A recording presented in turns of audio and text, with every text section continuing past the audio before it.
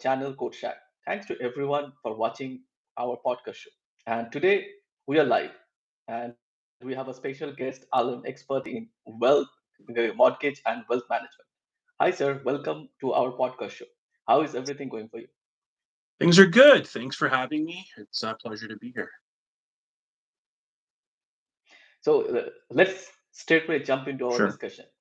So I have something to share with you first, and then as per, I'm gonna ask you a question based on those things that I'm gonna share with you. Sure. That sounds good. So as we know that the housing market is the central bank may keep the rates higher for longer because I think their worries are if a rate cut comes in, then there might be possibility that the prices might go up, the buyers might jump into it, and they would lost all the things they have done for the last 2 years. They says that there is a short script I'm going to read from BOC governor. We don't Okay. want to keep monetary policy this restricted for longer than we have to, but nor do we want to jeopardize the progress we have made in bringing the inflation down. So from this, we can conclude that uh, Bank of Canada will keep the rates higher for longer. So what's your view regarding all this? Well, I think that, um, in short, I would agree. I do think that we are going to be seeing rates higher for longer. Just a couple of days after the Bank of Canada's last announcement, which I think that's where you got your quote from, they Yeah, had some additional information. It was kind of in the the deep in it's buried in the news in the newspaper where they were talking about possibly not increasing interest rates until 2025, right? yeah, I think that there is a lot of concern that um, they haven't haven't raised rates high enough or it still hasn't had enough time to have an impact.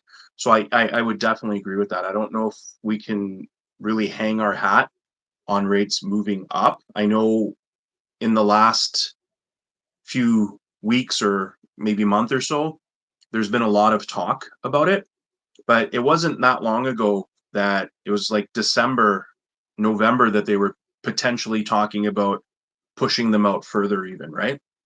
yeah, yeah. Okay, yeah, that's absolutely what as per our thoughts are. Yeah, my thoughts are exactly the same. Like, I don't think there would be any kind of rate cuts coming before Jan 2025. I don't think You don't see it happening? cuts. Well, I I don't definitely think don't so. think anything's going to happen in April. Um, there is no meeting in May, right?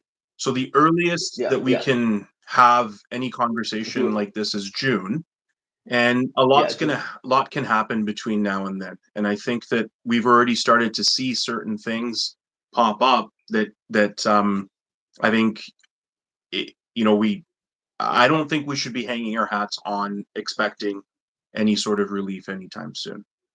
Okay. So I would be jumping into a different scenario. Like the main problem in the housing market has again like it started to heat up. Okay, so the benchmark average home price in Canada is down more than 17% from the peak of 2022. But Mhm. the numbers from December to January indicate the market have bottomed out and started to rebound. Even though the market conditions have tightened up, but the sales are up. So what do you think regarding this scenario? Is it like you think like if there is a red cut, this would flare the hit up moment, and will it be again the same situation that we had earlier in 2021-22? So first off, I'd like to get some more information from you, and what are you basing the fact that the market is heating up and it's hot? Are we talking activity? Are we talking prices? Because I think you mentioned prices being down 17%, right? Yeah, So so because I've been hearing from um, a lot of different sources that prices are increasing, right? But if we look at the trends, they are downward, right? Yeah, So I just want to clarify: are we talking about like because in certain pockets in certain areas we are seeing? I mean, the fact that we don't have a lot of inventory. So in the Fraser Valley, for example, um, most people want to move further out east. Typically, what's been happening the last 10, 15 years is you go out east and you want to buy space, right? So yeah, a townhouse, for example, is very coveted when you go further out east, right? So most people, if they find a good townhouse, and we're in the Fraser Valley or we're further out east, um, we're seeing multiple offers on those situations, right? Because yeah, there's slim pickings. So I think it depends on the areas. Um, as far as overall, um, do I feel like we're going to see 2021 levels of pricing? Um, I feel like we're going to be going downwards, but it's not going to be a straight line downwards. It's usually goes up real quick and then it kind of lags coming down. And I think that's what we're seeing and that's what's happening. I think that there's a lot of people out there, and if you speak to real estate agents as well, they'll tell you, especially towards the end of December, they were getting a lot more, and beginning of January, they're getting a lot more phone calls from people who are wanting to list, right? So the more inventory comes up, um, it's going to be interesting to see, right? Because now if there's like four or five of these townhouses that are good inventory in this area, are we what are we going to see? Right now, we're not seeing a whole lot, right? There definitely yeah. is demand. There's always going to be demand. People are going to be needing to move for various reasons, right? I think we've talked about this in one of our previous conversations. There's people get married, people get divorced, people have children, people's children go away to university, so they're always looking to Yeah. upgrade, downsize. There's financial hardships. People are moving because they're getting promoted and they need to sell and they need to buy. People are passing away, right? So there's a lot of reasons why we're going to continue to see demand. As far as fear of missing out in 2021, uh, you know, I mean, you never really know anything for sure, but I don't see us going to that level of um, mayhem and frenzy, if you will, right? Okay. Yeah, I was discussing with a realtor a few days back in one of our meetup event, and he Yeah. was saying me that the mayhem might come up because he was dealing with few properties on the downtown Vancouver and North Van. He was saying there was a small unit, I'm gonna say a studio, Hmm. was on sale, Yeah. and there was a bidding of 38 people for that. Again, that's something that's a niche, unique type of property. It's a Yeah. studio. It's the lower price point. How many people are trying to get into that lower price point, right? Um, Yes. so I mean, like I said, anything is possible. Um, you know, the um the affordability, the numbers, right? They have to start making sense at one point, right? Definitely. Definitely. Yeah. So I would like to ask you, like, if the rate stays higher and for longer, so what impact you see for the for the buyers who are already in the market holding the properties? They are paying high, uh, like monthly payments. So what impact will be for them? Will be they gonna go for refinance, or is the situation gonna come like that, or they will be in in a very difficult situation?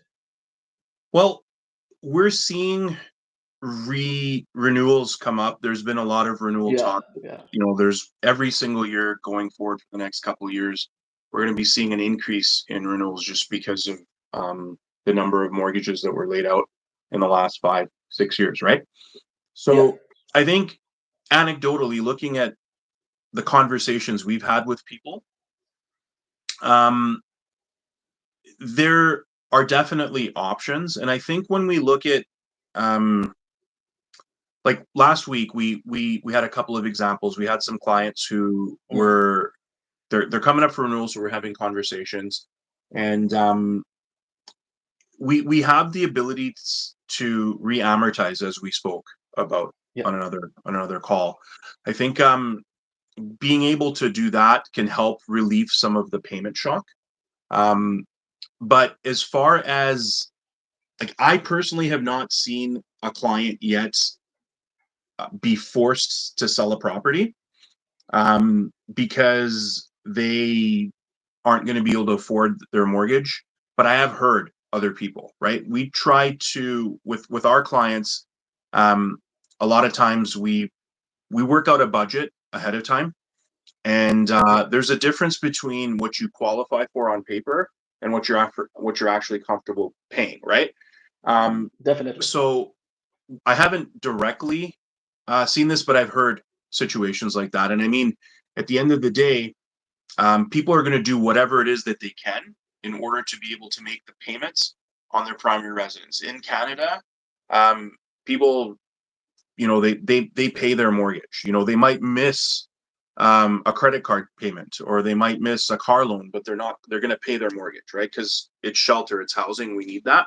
Yeah, Um, definitely. Yeah, but as far as, I mean, again, it's difficult to say. We're not don't have a crystal ball, but um, you know, again, in the conversations I had last week, and there's a couple more that are coming up this week. We're doing some preparation and conversations with them.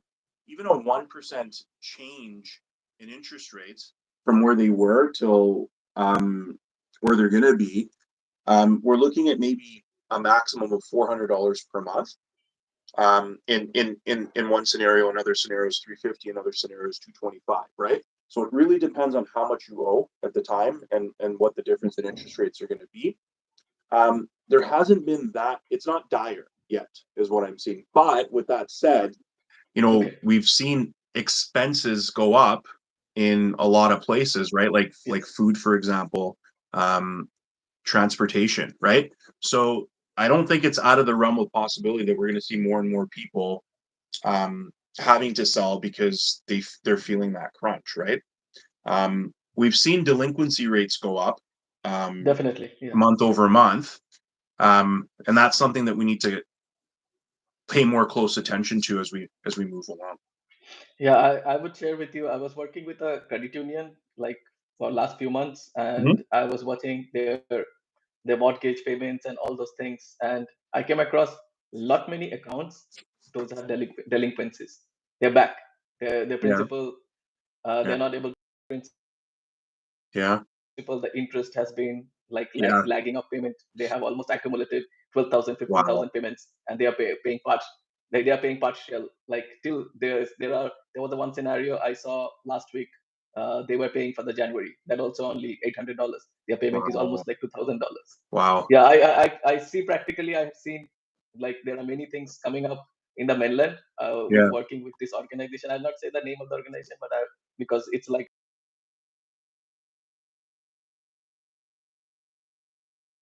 personal thing. But other clients who yeah. are having like in a You difficult know, situation. you just brought So up if a, the a people, memory, a conversation I had with a friend of mine who also works. yeah, He works for a big bank, and he works in their collection department. And they also do some refinances and loans and stuff where they, like, if there's like consolidation and stuff. And he was saying their delinquency rates look like they're a lot higher. They're even having to um, freeze credit cards because I guess each institution, they have their metrics where metric, yeah, okay, once this client reaches a certain point, they're at a high risk for blowing up, right? definitely, yeah, I know a few of these big banks. They also look, if you have your income going in monthly. They have some algorithms that they've developed, and they can tell how many more months that you have. And he was telling me a lot of these people, it's like 6 months to 8 months, and then they're going to blow up. So they're having to try and make measures right now. So yeah, I mean it. I don't want to sound like an alarmist, but it's definitely something of concern. Um, Other thing is the data that we're seeing. How reliable is the data that we're seeing? Right?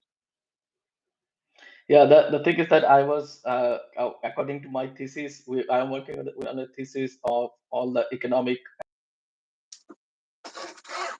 other industries that engaged with finances. So as per the thesis, what I can see is the credit cards debt has gone up considerably and it Hmm. touched Hmm. at all-time high. For sure. So that's a very very very big red signal. So when we can go back to Yeah. 2009, the same scenario coming to play, and especially you know that the commercial Yeah. real estate is not doing well, especially the mortgage. If you go to the commercial lending, it's in a mess, Yeah. very I very mean, big that's mess. something If that, that yeah, kicks, that's a good point. Um, I think also we've been doing a lot of we call it a cash flow challenge. We basically do an audit. We do like a 15-20 minute review of people's finances, and we try and find ways that we can find more cash flow. And I think a couple of years back, there's a study.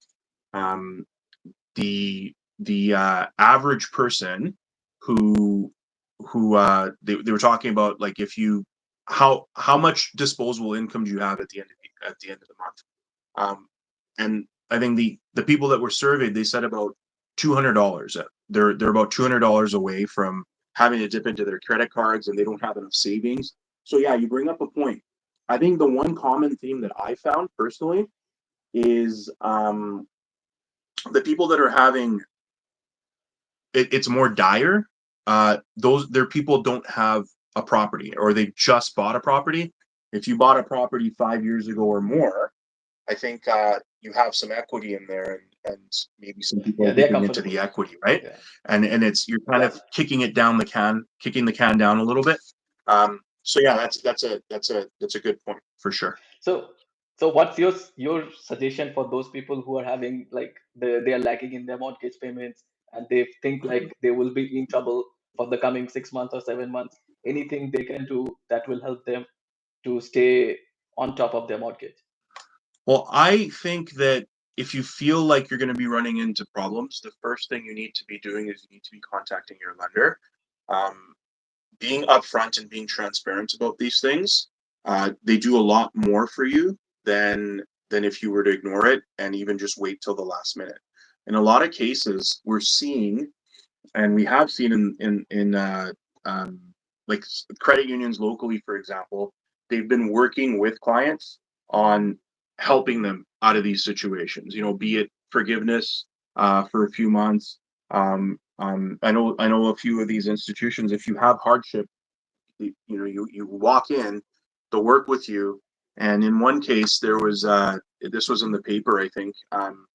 I think they were able to grant them a $15,000 overdraft, um, to help them, because there was like they were going to be getting money down the line. They were on disability, and there's all this other stuff. So if you're in communication with your institution, your local branch reps, they will work with you. That would be my biggest advice on that.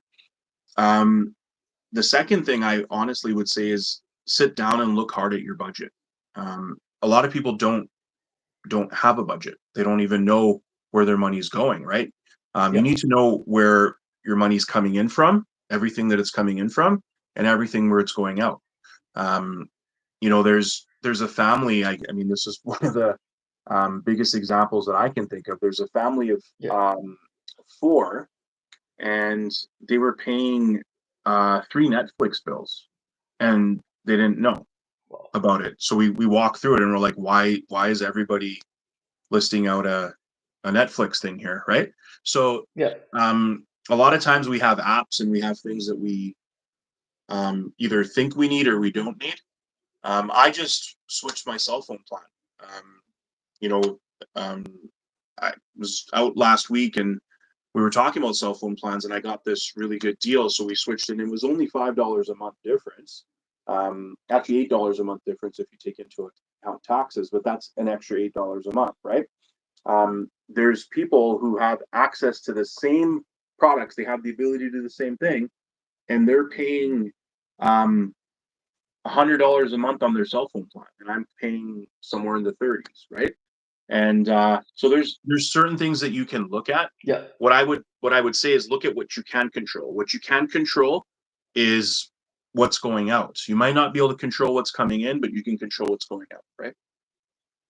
yeah, definitely. Okay, yeah, that sounds good. So now we're gonna go inside more deeper into the economy again. Okay. So we can see that the inflation came down, but it's stuck at 2.9%.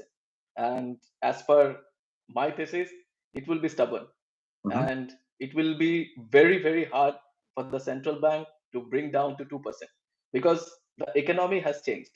After COVID, everything has changed. Yeah. The stance for the Bank of Canada or the central bank, they have to think differently. Mm-hmm. They have to think what they were thinking in Mm-hmm. 2019. The same scenario would not come back. Things have changed, supply chain have changed, the other economic conditions have changed, so they have to lift up their inflation to 3%. If they do not do that, I don't think it's gonna ever be coming back to 2%. We will never see. And today I was just reading in China. In China, the economy over there, the inflation has slowly started to begin over there. Mm-hmm. So you're going to see that if the gains comes back, it will push up. See, I'm going to give you three Okay. examples of that. First thing, the last week, the OPEC have decided they will cut their production Mm-hmm. till summer. Mm-hmm. So that will keep your oil price, crude oil price, on the upside. And one of the major important thing for the inflation is the fuel price. So if the crude oil stays upsided, you're gonna never see there will be a comeback on the inflation. And then there comes, like, I'm gonna say, if the scenario comes for the central bank where they can see that there is an uptick of inflation and there are no ways they can cut their rates. So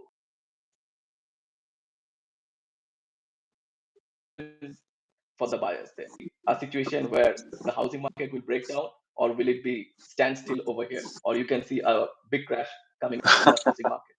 I wish we all had a crystal ball. I'm not sure about a crash, but as far as Yeah, mortgage rates, right? Mortgage rates, yeah, mortgage rate. um, they're priced based off of bonds, right? Now, Yeah, um, bonds will be priced in like the bond traders, the bond they make their money predicting on what's going to happen with inflation. So if this happens and this is yeah, happening, they're going to price in inflation targets and they're going to price in more than they currently are, right? So if like my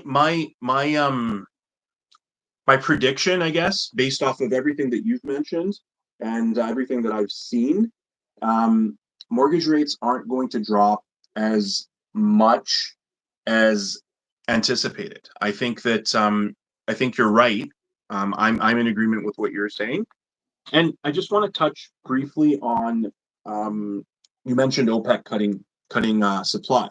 Um, there's there's huge demand. Like we're looking at the world through the sphere of um, 1 billion people, maybe, right? Not even 1 billion. yeah, North America, the developed nations, Europe, whatever. I'm not sure exactly what our population is, but I think the majority of the world, if you look at China, India, um, and other parts of the developing world, we have to look at them as well. Their demand for energy and their demand for as yeah, they improve their lifestyle. Um, so the capital expenditures, the amount of money that's been flowing in to energy, for example, not just oil, but other sources of energy, there's a huge demand for it. We're talking about AI, for example. There's supposed to be this huge boom on AI, and they're saying use AI for this, use AI for that. There's a bunch of these things that they're talking about automating all this stuff. How much energy is that going to take, right? So as our demand for energy goes, definitely. Yeah, definitely. um, the cost of that is going to go up because if you want these Go people, up. for Yeah, example, to drill more oil, it needs to make sense for them to do it. They're not going to do it if they're not profiting. And right now, money has not been definitely, flowing in there. definitely. Yeah, And if we look at the whole um, electricity wave, the battery powered, right? even like we're not going to get into the debate on whether or not that's even sustainable. Let's assume that it is sustainable. What's going to happen? Um, the there's so much more infrastructure and money flowing into um, the batteries, like the lithium and the copper and stuff, Yeah, which is all going to be required, right? So another thing I think that is important to look at as well is you mentioned supply chain, transportation, food costs, right? The ability to bring food over here. What else is going on in the other part of the world right now with shipments and shipping and getting our goods from elsewhere, right? All of this stuff is making things more expensive, right? So when yeah, we talk about inflation coming down, um, we're revising the indicators, and we do this every single month. So really, even this 2.9 that you mentioned, are we really at 2.9? Right? I don't think so. I don't think I so. I What don't think what the so central either. bank, yeah, what the central bank had did, central bank has used a new formula.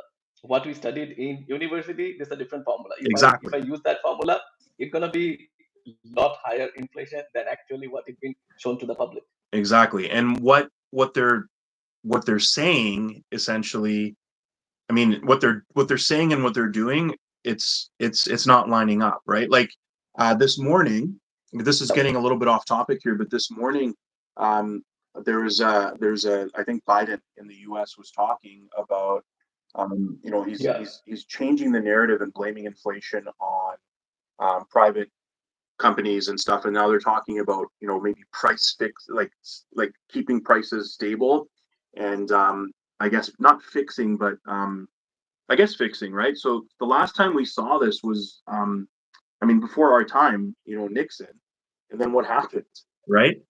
yeah. I'm gonna interrupt you over here because there are scenarios where President Biden couldn't do anything because I'm gonna give you examples. Like we're gonna come to the crop prices, okay? The wheat and other kind of crops. What is happening? If you go to the commodity prices, Mm-hmm. they are at the lowest point. They hit at the lowest. So what the farmers gonna do? The farmers will they sell at that price? That What that's they're gonna that's throw the out and they're thing. gonna burn the None crops of these and they're people. gonna short the supply. Exactly. They're gonna short the supply Exactly. and the price is gonna boom up. Exactly. What the government has got nothing to do. They're gonna just fool people and they're gonna say give speeches. That's it. But what they're going to try to do is like one of the things that they have been doing. They've been talking about giving people money, like $400, $800, $300, No, right? that will not Where that will not solve a purpose. But where's that money coming from? The government doesn't. That, They don't make money though, right? They, they I are mean, printing they the make money. money in that sense, but they don't earn Yeah. revenue, right? And also, if we No. look at the employment sector, they're talking about the employment job sector being extremely strong. How much of that is private sector versus bloating up the And government jobs? the second thing. So if you study the February employment and unemployment chart, okay, you're gonna see there are so many layoff in the month of February, and there has been a record layoff in the month of February, Yeah, especially from service, tech, and financial yeah, sectors. yeah. Yeah, there is a job gain coming from. If you see that, it's gonna see health sector. And the government is creating job, but where is those? Why there? Well, You're giving us the figure that GDP is going good, the thing with the jobs too, right? When the government creates a public sector job, but how come then? when the government creates a public sector job, they need tax revenue to pay for that job, right? And so yeah, Yeah, I think yes. we're on the same page on that as far as layoffs go. I've heard top executives at these financial institutions with a ton of experience getting laid off with a moment's notice. Look at I will give you example. My friend works in a big tech firm. Okay, mhm, that's California based. It have an office in our in Vancouver in Gilmore. yeah, They laid off. They laid off the vice president. yeah, The vice president they laid off. And he worked in that company for 15 years. 15 years and they're laid off. They want the heavy payers to go away. Unbelievable. They want to get the pay, yeah, Look at cut down.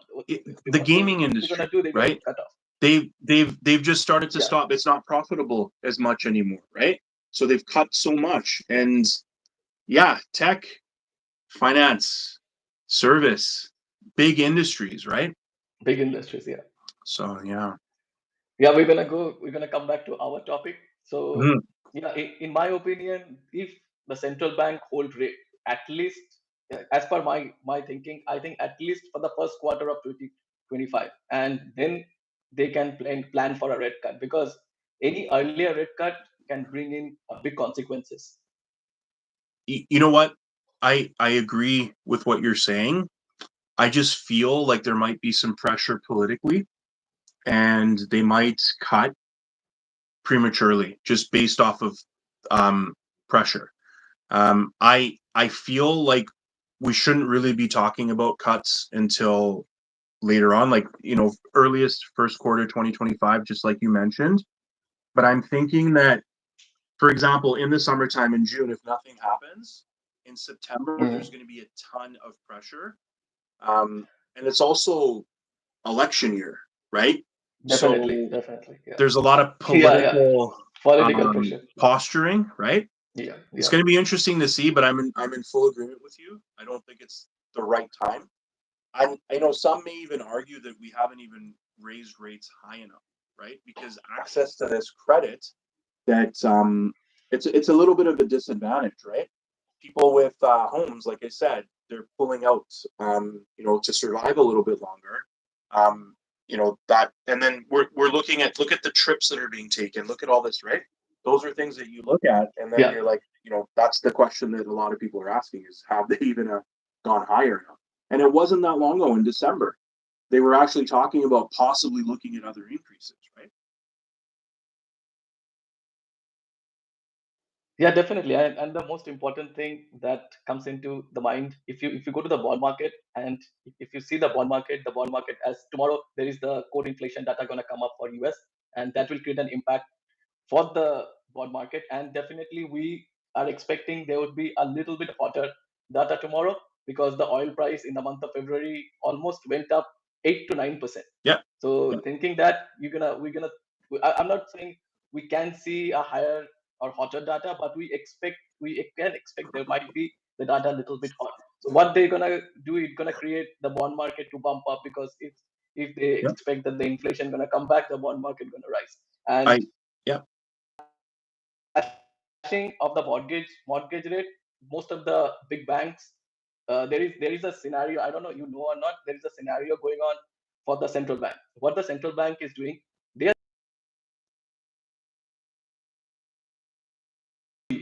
but at the back way, they're giving yeah, money to the banks. What they did, they are feared that there are small units or the some small banks, they might suffer, like the small yeah, institutions, yeah, finance institution, they suffer. So what they're gonna do, they started doing a small program.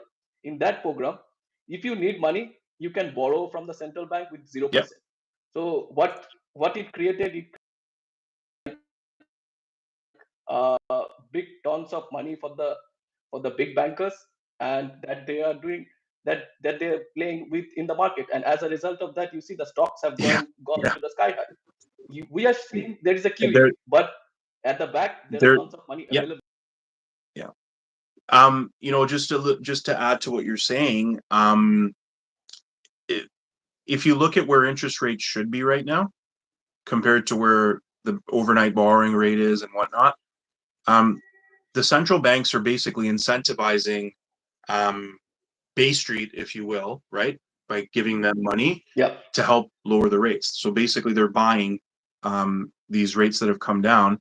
They're compensating the banks for yeah, charging lower rates, and that's essentially what you're talking about. These swaps, right? yeah, Um, yeah, so I mean, this conversation. I mean, we can go on for a really long time about this. The average person, um, you know, they don't know this. They're not paying attention to this. But I mean, you know, you've demonstrated that you understand. exactly what's going on versus what they're saying, right? So um, Yeah, the most of the know about the inner side of the finances. They see what they are being shown, but we are from the back side of the finance. We yeah, do the stuff I mean, impact. yeah, And the thing is that if we discuss with the people, they're gonna think like, oh, what are you talking about? You don't know anything you about it. know, I was talking to somebody exactly what you said. I was talking to somebody a few days ago, just before the weekend, and I was talking to them about the costs, like the transportation costs of this, and they were just looking at me and they were saying, well, you know, Vancouver, right? It's the prices are going to continue to go up. If it's costing you, let's say you're making $80,000 a year, right? And it used to Yeah, cost you $4 a day to go to work and back, and now it's costing you $11 a day because the gas prices have gone up so much. wait, you got yeah, um, right? So how is that going to impact your disposable income? How is that going to impact your ability to save? Right? Um, but they're like, no, it's Vancouver, and there's going to be demand. At some point, people like, I mean, we look at rents, right? They were talking a couple of years ago that how rents are going to continue to go up, go up, go up, go up. What have we been seeing the last few months? Rents have actually been coming down. coming People down. will Yeah, not people will not be able to pay, so they're not going to hey, pay, yeah, right? yeah, If you can't yes. pay, right? So yeah, Yeah, I think central bank and the government should be on the same page. If they're on the same page, that would be better for the central bank is working on their policy of QE, but the government is using their own own policy. They're just releasing money freely. If you both are not on the same page, it would be very difficult for the central bank to control the inflation and to bring down the rates as the public wants. absolutely. The biggest problem though is, are governments really, do they care, right? Their thing No, is they want to. They're here for 4 years. They're trying to get here for 8 years. They're trying to get here for another 12 years, so on and so forth, right? What if they can demonstrate that they've done something, um, they're that's all they want, right? They're looking to posture politically. Ultimately, they don't care, right? definitely. That's my Yeah. look. Just looking at the way things are, and the other thing as well, like even the Bank of Canada, the Federal Reserve, if they don't, let's say they mess up, what happens? There's it's on the taxpayers, right? Yeah, on the taxpayers. And Yeah. you know, even these increases to like, you know, they're giving, I don't know, they're giving some rebates and stuff to people that need money, $200, $400. First of all, as you said, it doesn't make a dent. Secondly, where's that coming from, right? They're printing. They're just adding more Thing. debt, right, and at a higher interest rate, right? So Yeah, yeah, yeah, definitely. And the thing that I was talking about, like the central bank, they are giving like a program to the big banks. What it creating a arbitrage for the big banks. yeah, And what they're having, they're picking up 0% from the central bank and then throwing it in the public. These create a big arbitrage. And for the big banks, it's like a boom for them. They are having the best time. You see their financial report, there are tons of money sitting over there. there's no risk for them basically, right? Yeah, no risk for them. Yeah, yeah. So yeah, I will. What I'm gonna do, I have my last. We come to our last question, and the last Sure. question for you would be: do you believe if the rate cut starts, then it will be a buyer market and it become like a gangbusters? um Directly answered that. I mean, we've sort of. I think you know what my answer is going to be. I would say no. Um, I don't think that it happens that fast. There's it doesn't work that way, right? Um, Yeah, there's most definitely we're going to see some uptick because there's going to be people who need a house that we're maybe going to wait 6 months and they're like, okay, no, we'll do it now. But as far as like a huge boom, again, it comes back to affordability, right? Um, let's say rates do come down eventually, the amount of pain that's going to have to happen in order for rates to come down, we're talking layoffs. We're talking like people, um, you know, having to cut down on their lifestyle, like maybe giving one car back and taking the bus. Maybe someone walking to work. Maybe someone brown bagging and not buying their coffee and stuff. There's going to be a lot of um, I don't want to, I guess, damage and a lot of hardships in order for rates to come back down, right? So I think that eventually, um, yes, but not immediately. That's one of the things that I look at. We see it on Instagram, um, social media. Oh, the moment rates drop, prices are going to skyrocket. I just don't see that Yeah. happening.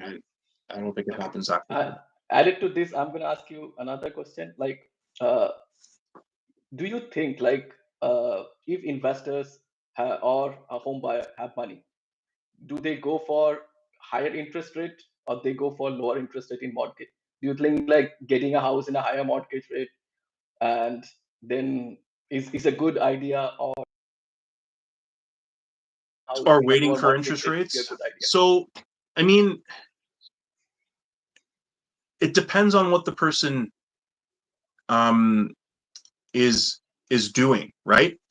Yeah. Um, so, for example, okay, um, there was a property that was available in the Fairview area in Vancouver in this condo complex. Okay, to own the property, property taxes, mortgage payment, everything, it cost them $2,800 or something like that, 28 or 2,600. To rent, it was going to cost them 3,500. So in that instance, it made sense for them to buy, right? Yeah. Um, I think it's a lot more than it's individually, right? It's what are your goals? If your goal is to own a home, then are you looking, or if you need a home, right? If you need a home right now, there's a couple that actually ended up spending um I think $250,000 more in 2021 on a home than they really wanted to. But they did it because they had been they have an 8-year-old kid. In the kid's 8 years that the kid's been alive, they've had to move 4 times already. So finally, they were like, "Look, our landlords keep telling us that they have to move. We don't want to move anymore. We want a stable school. We want to know. So we're gonna buy, right?" Yeah. Um, so there's a lot of other aspects than just the numbers speaking, um, that come into play, right? Let's put that all of that aside for now. Again, it depends on what you feel. Like if you feel like 20 years from now doesn't matter, the values are going to be up, then you want to do whatever you can right now to make a reasonable decision. If you're able to afford the payments, remember the payments are not um, going to be forever. You can Yeah. refinance. You can take a shorter term. So if that's what you believe that you want to own, because and your outlook shouldn't be 5 or 6 years. It should be like 10 or 20 years, right? Where is it going to be? Um, so again, it depends. It's such a. I'd love to be able to say yes, if this, then that, but it really has to do with your situation and what you feel like is happening. That's when it's more of like a profile based. Whatever you think, like Yeah, you're thinking best. If you're and thinking I for a mean, long term, might be it's a good idea for you. yeah, exactly. And I mean, there's a couple of situations in the last few weeks or so where we've recommended that a client doesn't buy, because to buy a place, they were looking at a detached home in a certain area. It was going to end up costing them about $7,000 a month if you take into account the mortgage payment, based on how much they had available for the down payment, property taxes, utilities, all that stuff. And then they found a couple of listings where they could rent for like 33 to $4,000. So they're saving $3,000 a month, um, from renting versus owning. Now I understand, being in the industry, and we don't really get paid unless you buy a place and get a mortgage. And there's some thing to say about being able to pay your principal down on your mortgage. But at some point, when there's a $3,000 discrepancy, um, I feel like maybe renting isn't such a bad idea, right? Okay. Okay. Yeah, that's fair enough. So yeah, thank you, sir, for giving us your time and attending our podcast show. Also, we want you to invite, if you have time for any of the Saturday around the evening time. We do have a meetup group of like for 32 members, and they're very good. They're new in the finances. So if we can attend one of the evening for 6 p.m., we can have a virtual attending all the 32 members. They have their question. They can ask to you whatever they have queries. That will Absolutely. be helpful for my. Okay, perfect. So yeah, one I will ask you, and then as per your availability, I will put one of the Saturdays for you in the evening time. We will do Sounds good. it I'd love as to a in a attend. virtual. I'd love to attend. Thanks Yeah, for yeah, thanks for having me. yeah, And yeah, offline, let's work out our schedules, and I'll attend one evening. Sounds good. yeah, perfect. All right. So that's everything for today. We want all our viewers to have a successful financial life. Hopefully, you guys like today's live podcast. Please keep watching our podcast and keep sharing with your friends and family. We'll try to bring in more financial topic that will help you to save money from borrowing and also keep you one step ahead from lenders. Have a wonderful rest of your week. See you again next time. Thank you. Thank you.